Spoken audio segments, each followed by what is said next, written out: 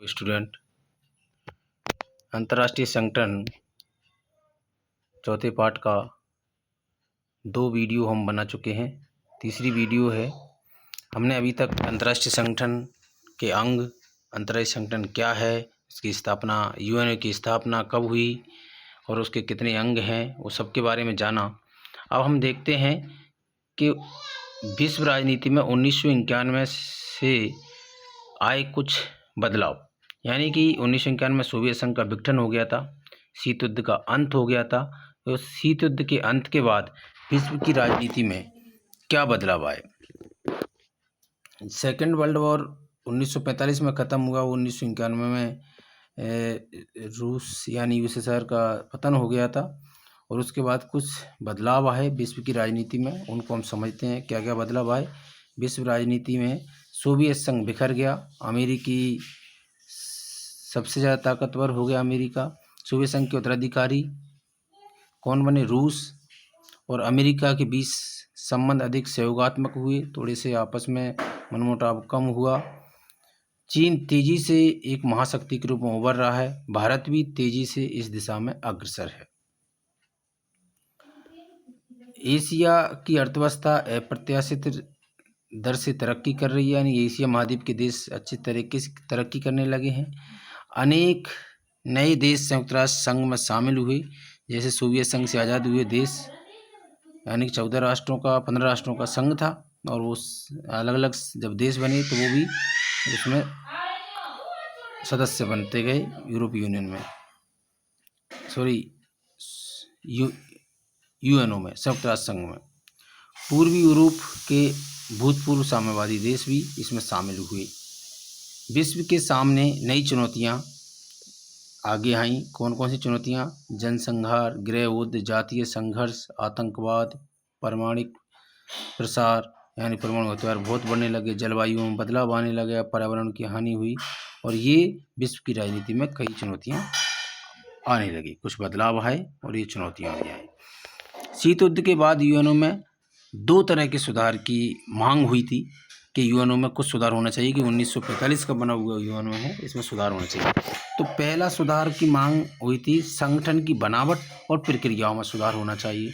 दूसरा सुधार कौन सा है? दूसरा है संगठन की न्यायाधिकार में आने वाले मुद्दों में कुछ सुधार होना चाहिए। तो सबसे पहले हम संगठन की बनावट और प्रक्रिया में सुधार पर बात करते हैं। सुरक्षा परिषद में स्थायी और अस्थायी सदस्यों की संख्या बढ़ाई जाए, पहली मांग तो ये थी। तो 1965 में 11 से बढ़ाकर 15 कर दी गई, यानी कि 1965 तक कितने सदस्य थे सुरक्षा परिषद में? 11। इसमें से अब कितने कर दिए गए? 65 के बाद 15 कर दी गई। लेकिन स्थायी सदस्यों की संख्या नहीं बढ़ाई गई, केवल अस्थायी सदस्यों को बढ़ा दिया गया।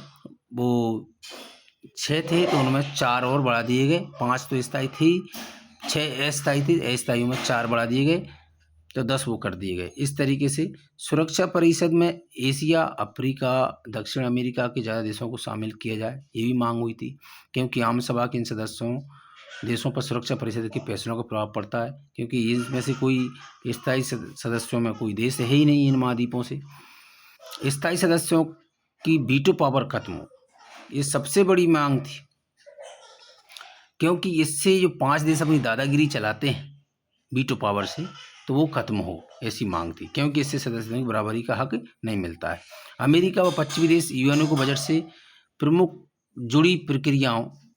जुड़ी प्रक्रियाओं पर प्रशासन में सुधार चाहते हैं, और ये पश्चिमी देश हैं, यूएनओ को बजट से जुड़ी प्रक्रियाओं में कुछ सुधार की मांग हुई कि इससे कुछ सुधार होना चाहिए, क्योंकि देश ज़्यादा पैसे वाले हैं, यानी कि खूब, तो इनका योगदान भी ज़्यादा होना चाहिए। संयुक्त राष्ट्र संघ, दूसरी क्या थी इसकी मांग? संगठन में न्यायाधिकार में आने वाले मुद्दों में सुधार होना चाहिए। कुछ देश चाहते हैं कि यूएनओ शांति सुरक्षा से जुड़े मिशनों से ज़्यादा प्रभावी भूमिका निभाए।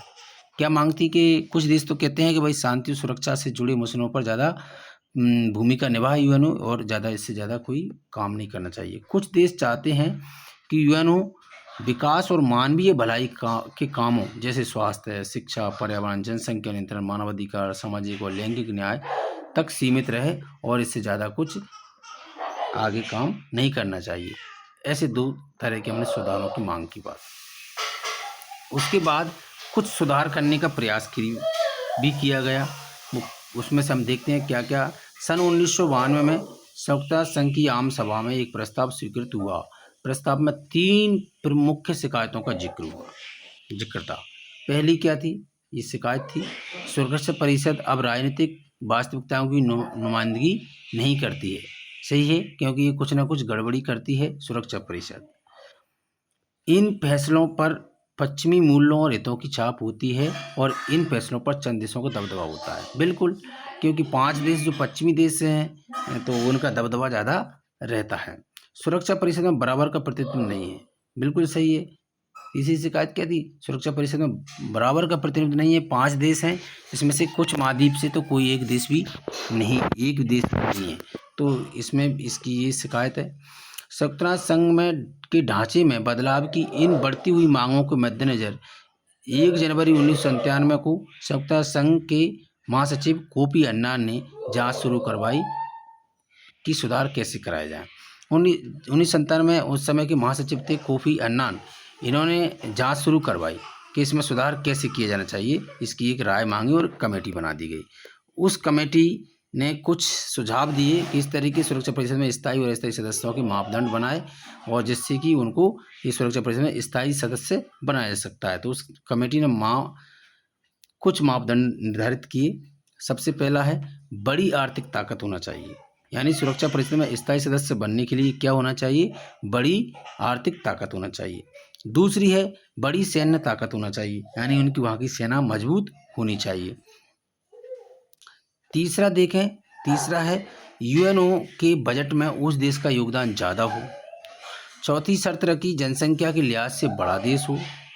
5वीं सुझाव रखा कि अपनी भूगोल, अर्थव्यवस्था और संस्कृति के लिहाज से विश्व की विविधता को प्रदर्शित करता हो।